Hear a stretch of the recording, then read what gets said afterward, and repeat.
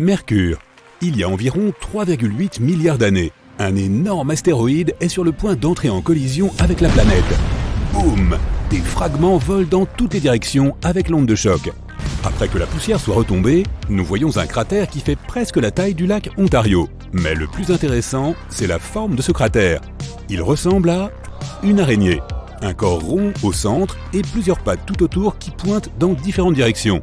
Et le plus étrange, c'est que les pattes d'araignée ne sont pas tout à fait alignées avec le centre.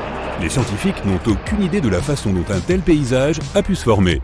Certains pensent que l'image de l'araignée est apparue là bien plus tôt et que la météorite tombant presque en son centre n'était qu'une coïncidence. Mais nous n'avons toujours pas d'explication claire sur la façon dont de telles fissures ont pu apparaître à la surface de Mercure. Un autre mystère sur Mercure concerne son origine en tant que planète. Selon une théorie, elle était autrefois la lune de Vénus, mais au fil du temps, elle aurait succombé à la gravité du Soleil. Notre étoile aurait littéralement arraché Mercure à l'orbite de Vénus, et la petite planète se serait mise à graviter autour de lui.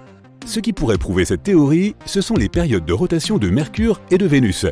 Mercure perd progressivement de sa vitesse de rotation. Un jour sur cette planète équivaut maintenant à 58 jours terrestres, et cela augmente sans cesse. En même temps, après qu'elle ait perdu son pesant satellite, Vénus s'est mise à tourner un peu plus rapidement. Selon une autre théorie, Mercure serait entré en collision avec Vénus peu après l'apparition du système solaire. À cette époque, Mercure était légèrement plus grande que ce qu'elle est devenue par la suite. Mais alors, sa collision avec Vénus lui a fait perdre une partie de sa croûte, et un peu plus tard, Vénus a recueilli ses débris. Mais les scientifiques ne savent toujours pas avec certitude comment Mercure s'est formé. Uranus. Une géante gazeuse à 18 distances Terre-Soleil de notre planète. Cette planète semble calme comparée à d'autres géantes comme Jupiter avec ses tempêtes grosses comme la Terre. Et pourtant, Uranus possède elle aussi quelque chose d'inhabituel et d'unique. Cette tache sombre, par exemple, a été détectée par le télescope Hubble en 2006. À l'époque, elle faisait presque 2 fois la taille de l'Alaska.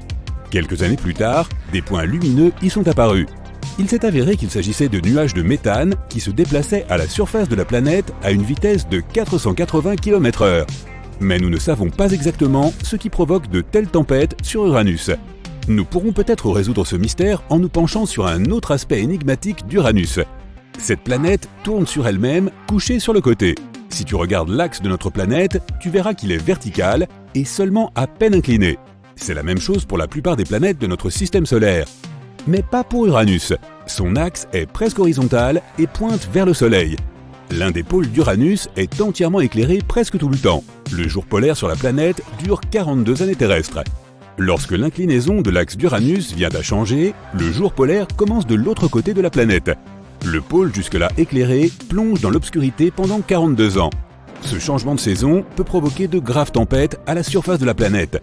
Mais on ne sait pas exactement pourquoi Uranus est couché sur le côté. Peut-être qu'il y a des milliards d'années, la géante gazeuse est entrée en collision avec plusieurs astéroïdes qui étaient sur le point de devenir de jeunes planètes. De telles protoplanètes, dont la taille et le poids auraient été similaires à ceux de la Terre, auraient pu faire basculer Uranus après s'être écrasé sur elle. Mais ce n'est encore qu'une hypothèse. Passons maintenant à Europe, la lune de Jupiter. Le grand mystère ici est de savoir s'il y a de la vie sur cette lune. Les scientifiques n'excluent pas une telle possibilité. Tout ce que l'on peut voir à la surface de cette lune, c'est de la glace. Les rayures que l'on y aperçoit sont en fait de longues et larges fissures. Pendant longtemps, les scientifiques ont pensé que cette lune n'était rien de plus qu'un bloc de glace. Mais maintenant, ils pensent qu'il pourrait y avoir de l'eau liquide à l'intérieur.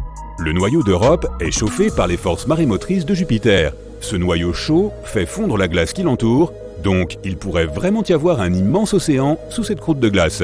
Comme l'eau est la base de la vie, différents micro-organismes pourraient y exister, mais nous ne le découvrirons que si nous y envoyons une sonde. Il nous faudra forer au travers de 2 douzaines de kilomètres de glace solide et chercher dans un océan 2 fois plus grand que tous les réservoirs d'eau sur Terre. Regarde maintenant la lune de Saturne, Titan. C'est la 2e plus grande lune du système solaire. Elle est 50% plus grande que le satellite naturel de la Terre. C'est le seul endroit de notre système solaire, autre que la Terre, où l'existence d'eau liquide ait été prouvée. Mais la chose la plus intéressante à propos de Titan est son atmosphère. Elle a une épaisseur de 400 km.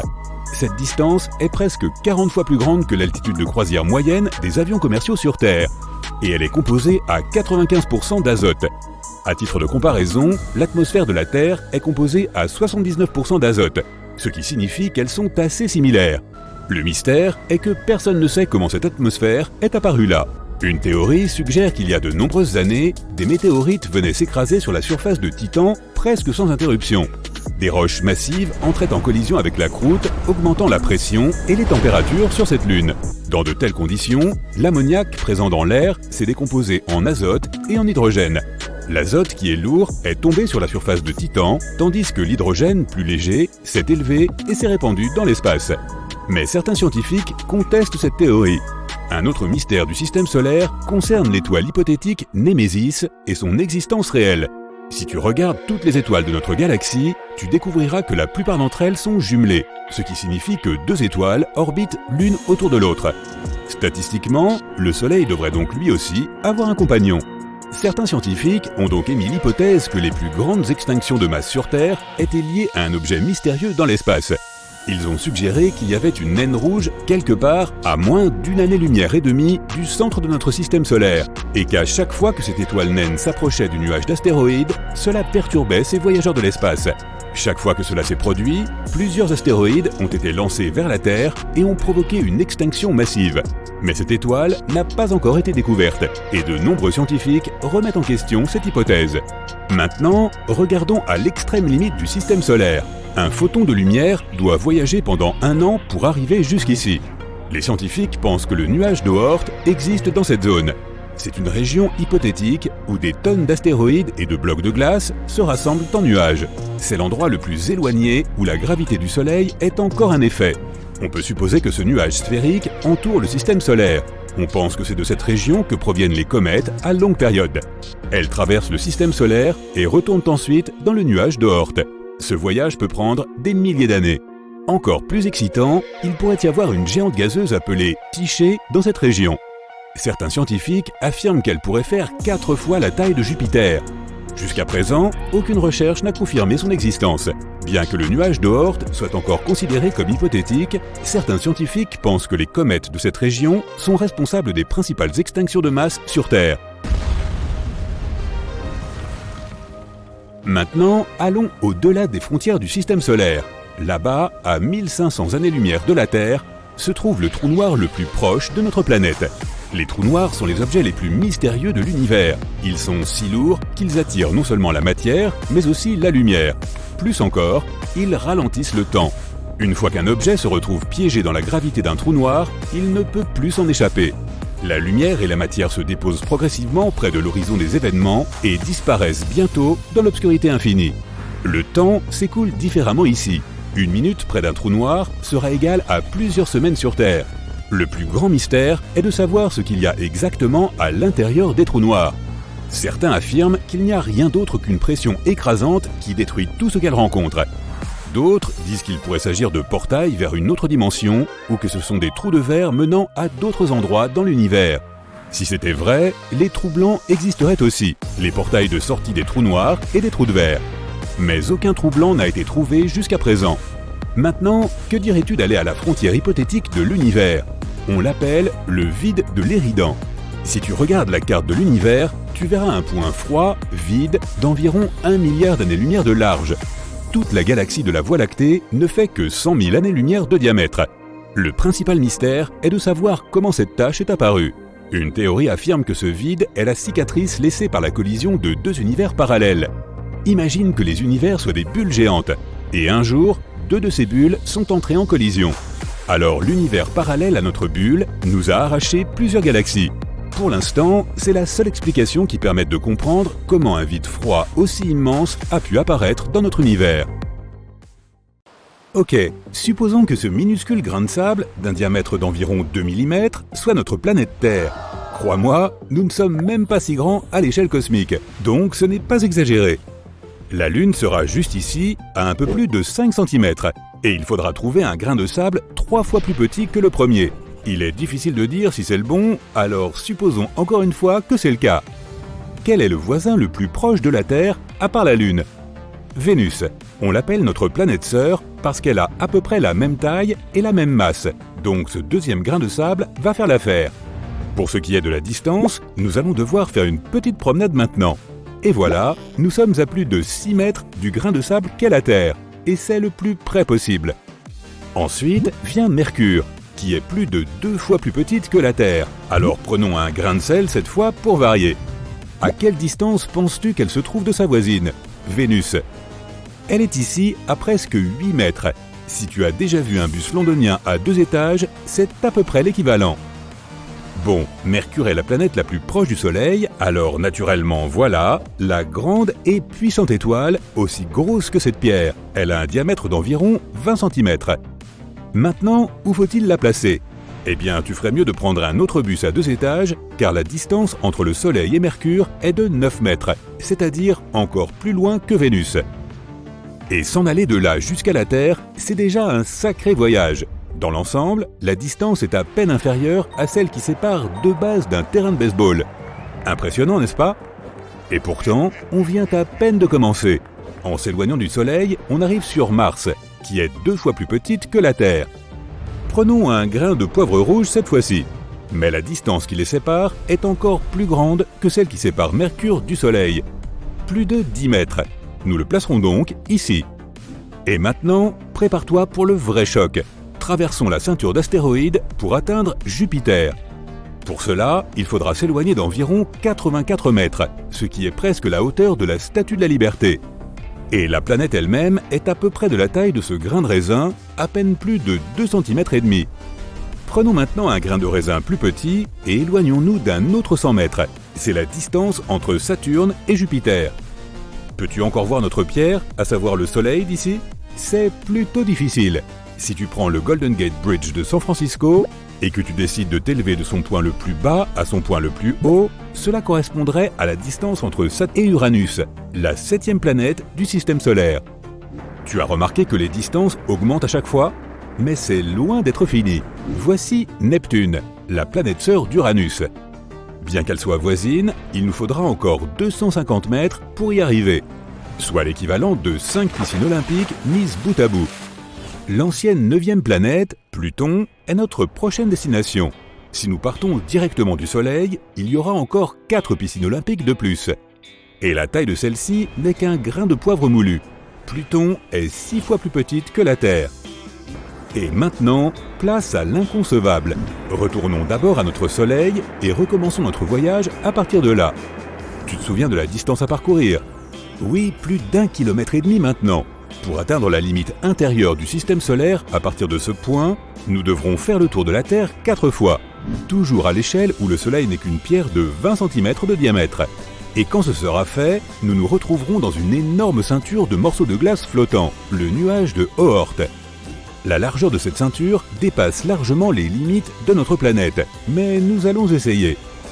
Prenons 3 rochers de la même taille que notre Soleil et disposons-les en ligne.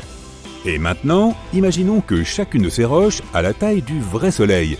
C'est la largeur du nuage de Oort qui tourne en cercle autour de tout le système solaire. Si nous le mettons à notre échelle initiale, le Soleil ne sera même pas visible, pas plus grand qu'un atome. Donc recommençons avec une autre échelle. Cet anneau de pierre contient en son sein l'insondable volume de l'espace. Son rayon est d'environ 1 année-lumière. Fixons-le désormais à 1 cm. Ce sera notre référentiel pour toutes les découvertes à suivre. Le système stellaire le plus proche est Alpha Centauri et il sera à environ 4 cm de distance. Il est composé de 3 étoiles et d'au moins une planète qui pourrait être habitable. Le système est trop petit pour être visible à cette échelle, mais nous allons faire comme si ce grain de sable était suffisant et aller plus loin. Ensuite, allons au bord de la Voie lactée, notre galaxie. La galaxie elle-même fait environ 100 000 années-lumière de large, mais nous ne sommes pas loin de son centre, donc la distance ne sera que de 50 000 années-lumière. Sur l'échelle super réduite que nous avons créée, elle sera de 500 mètres. Si tu allongeais la tour CN de Toronto, il ne manquerait que quelques mètres. D'ici, la galaxie la plus proche de nous est Andromède. Dans un futur lointain, elle entrera en collision avec la Voie lactée. Mais pour y arriver, nous devrons parcourir près de 25 km, soit 2,5 millions d'années-lumière en échelle réelle. À titre d'information, c'est 2,5 fois plus profond que le point le plus profond de la fosse des Mariannes, connu sous le nom de Challenger Deep. Ensuite, il y a un objet que nous pourrions enfin placer à plus grande échelle, NGC 604, une nébuleuse stellaire située dans la galaxie du Triangle. En ligne droite, nous n'aurions besoin de parcourir que 2 km de l'endroit où nous nous trouvons actuellement. Alors faisons-le, et la nébuleuse elle-même a un diamètre d'environ 1500 années-lumière, ce qui équivaut à 15 mètres dans notre échelle, comme un immeuble de 5 étages. Mais revenons en arrière d'environ 1 km et regardons autre chose. Cet objet a presque exactement la taille d'un Boeing 747, et étonnamment, c'est une galaxie naine pour être précis. Messier 32 a un diamètre de 6500 années-lumière et c'est un satellite de la galaxie d'Andromède. Ils se déplacent ensemble, Messier étant entraîné par la gravité de sa grande sœur. Et maintenant, prépare-toi au grand vertige. Nous allons entrer dans des distances et des tailles qui sembleraient impossibles si elles n'étaient pas vraies. Revenons d'abord au cercle de roches qui constitue notre système solaire. En remontant et en s'éloignant de notre système solaire, nous pouvons voir la Voie lactée qui s'étend sur 20 km de large. En continuant à prendre de la hauteur, on peut voir le grand vide autour de la galaxie que nous avons déjà traversée aujourd'hui, 25 km de néant. Puis, on voit les galaxies et les galaxies naines qui entourent la nôtre. D'abord Andromède, puis d'autres, jusqu'à ce que l'on soit assez haut pour voir tout le groupe local. C'est un amas galactique dans lequel la Voie lactée ne représente pas plus de 1%. Le diamètre est de 100 km. Élevons-nous plus haut encore, et maintenant nous voyons le superamas brillant et lumineux de Laniakea, qui abrite le groupe local. D'ici, notre galaxie n'est même pas visible. Le diamètre du superamas est d'environ 5200 km. C'est plus que la distance entre Los Angeles et New York. Et ce n'est pas fini. De plus en plus haut, jusqu'à ce que nous voyions le grand mur de Boss, c'est un superamas situé à une distance inimaginable de nous, et à notre échelle actuelle, son diamètre est d'environ 10 000 km. C'est plus que la Grande Muraille de Chine avec toutes ses branches. Pas étonnant que ce soit le boss des superamas. Et enfin, nous sommes maintenant dans l'espace intersidéral, même si le modèle de notre galaxie est resté si loin en dessous qu'on ne peut pas le voir sans télescope. Et nous regardons maintenant le plus grand objet de l'univers observable, le grand mur Hercule Corona Borealis. Sur l'échelle actuelle, il se trouve à 100 000 km de la Terre, soit un quart de la distance Terre-Lune. Et son diamètre est le même, donc il occupe un autre quart du chemin. Il y a des milliards et des milliards de galaxies, de nébuleuses et d'étoiles, et les possibilités sont presque infinies. Et pourtant, l'univers est toujours en expansion.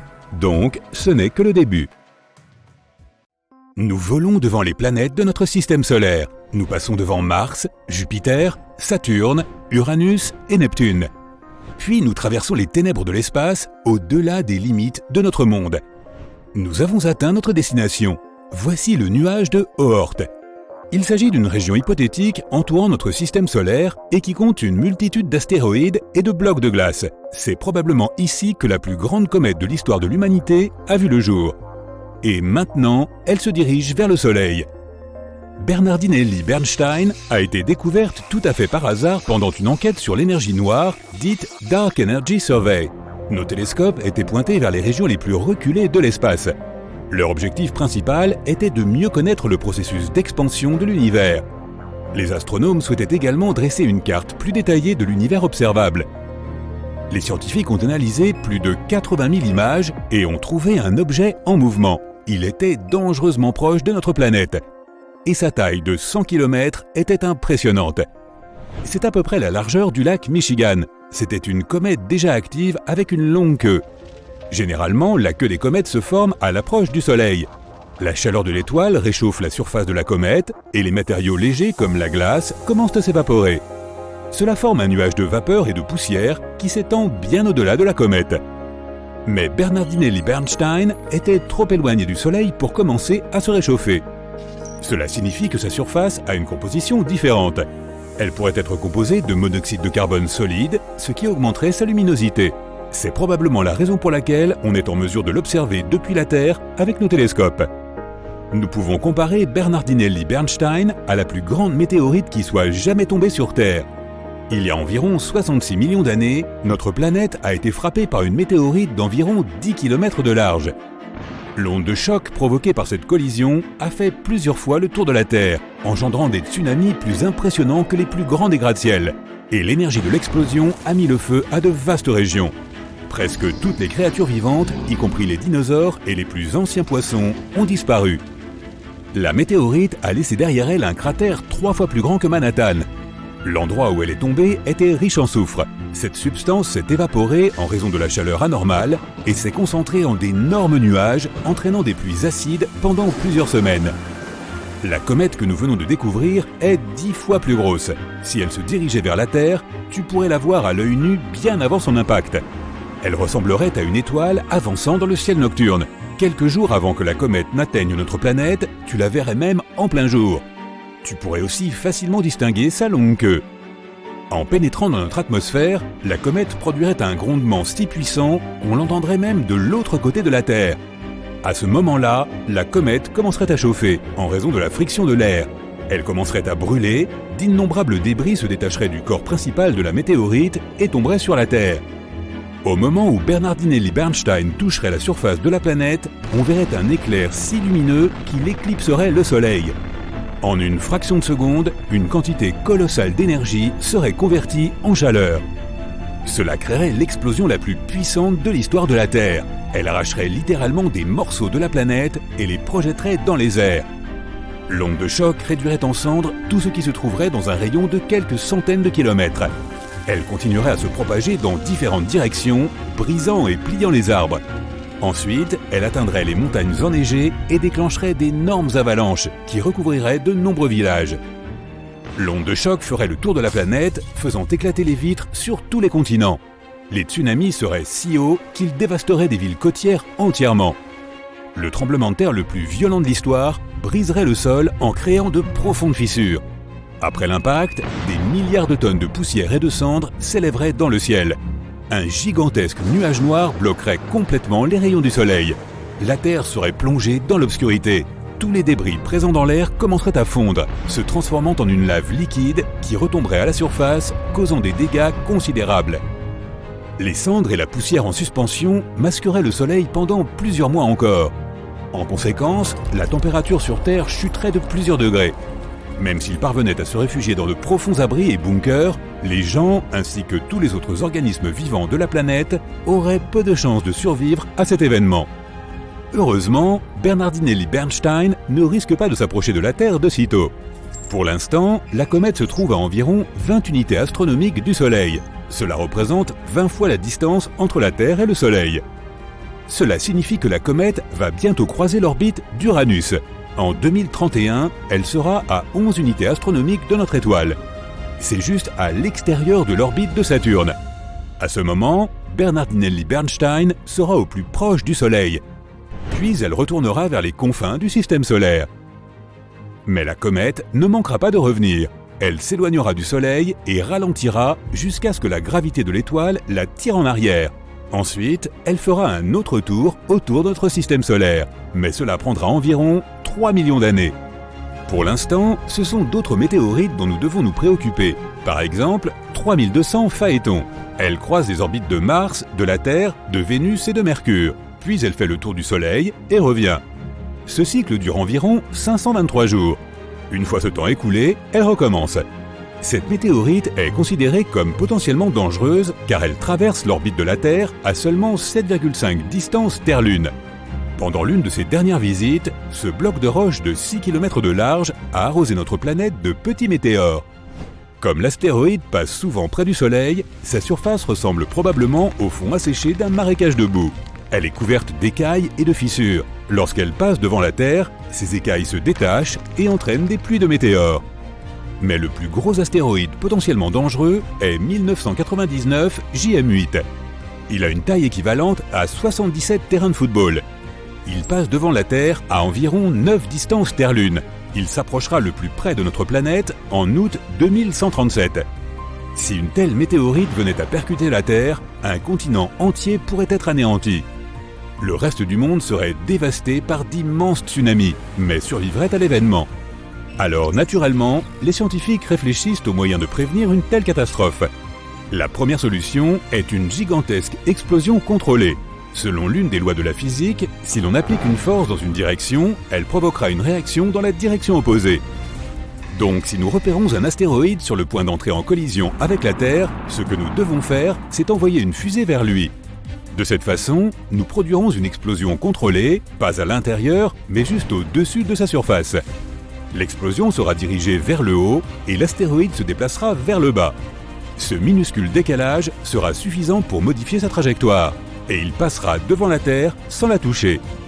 Une autre solution consiste à envoyer un objet lourd, comme un vaisseau spatial, vers l'astéroïde. Les objets lourds possèdent leur propre gravité.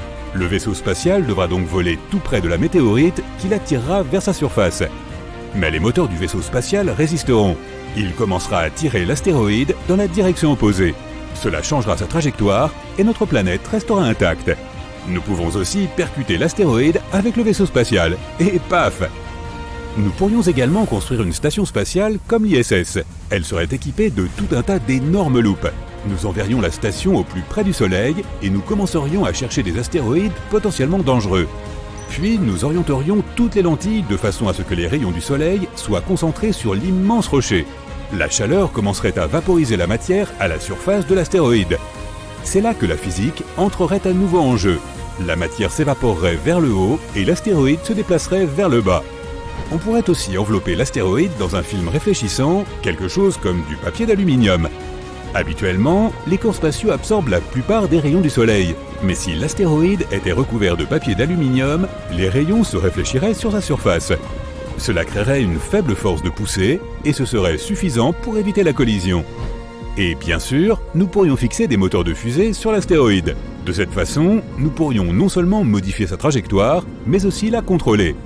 Mais cela dépendrait de sa taille et du nombre de moteurs nécessaires. Ensuite, nous pourrions utiliser ce gros rocher pour détruire d'autres astéroïdes plus dangereux.